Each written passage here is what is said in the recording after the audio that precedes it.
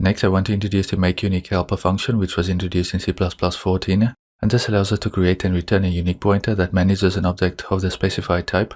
For exception safety, it is recommended to use makeUnique instead of calling the unique pointer constructors directly. We will discuss exceptions in a future lesson. At the bottom of the slide, we have an example. As you can see, you can also use type deduction with this using the auto keyword. I use the auto keyword, uEntityPointer for unique entity pointer, the assignment operator, and then makeUnique. I pass in an entity for the type of object that we are going to manage. Then between parentheses, we specify the arguments that we want to use to initialize the object on the heap that the unique pointer is going to manage. In this simple example, again, I'm including the memory header for smart pointers, and then I have a class entity with a simple constructor with a default argument. It's simply going to set the member of the entity to the member parameter. So in other words, to the argument that we pass in, or to the default one if we don't specify an argument. We have a destructor and a void toString, which is simply going to print out the value of the member.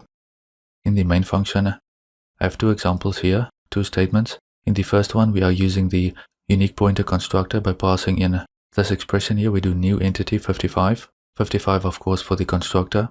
And then in the second statement, we use the makeUnique. Now makeUnique is in the standard namespace, but since it is up here, I'm going to remove that qualification. I just wanted to emphasize that this is in the standard namespace. We do makeUnique, we pass an entity for the type of object that we want to construct on the heap. And basically for the type of the pointer that the unique pointer will manage, we pass in 44, which is going to get passed in as an argument for the constructor. Okay, and then I do uEntityPointer to toString, build around that. Prints out fine, it prints out 44, and we get those two destructors printed out. Now for complex types, or if you don't know what a function is going to return, it's really useful to use type deduction, again using the auto keyword. And then if I left click on here, and I do Ctrl-K, Ctrl-I to get this IntelliSense helper, you can see the type. On your end, you may only have to hover over it, but I've turned off that functionality in the settings. So with this, we can see that uEntityPointer2 is of type, unique pointer, entity between angle brackets. That functionality is also in edit, IntelliSense, and quick info. Okay, that is Ctrl-K, Ctrl-I, just in case you have that turned off or that information doesn't show up if you hover over it. But in this way, we can do type deduction using the auto keyword, and this is especially useful for complex types. For example, if you think about it for a second, what if entity was a template class? Let's go up here.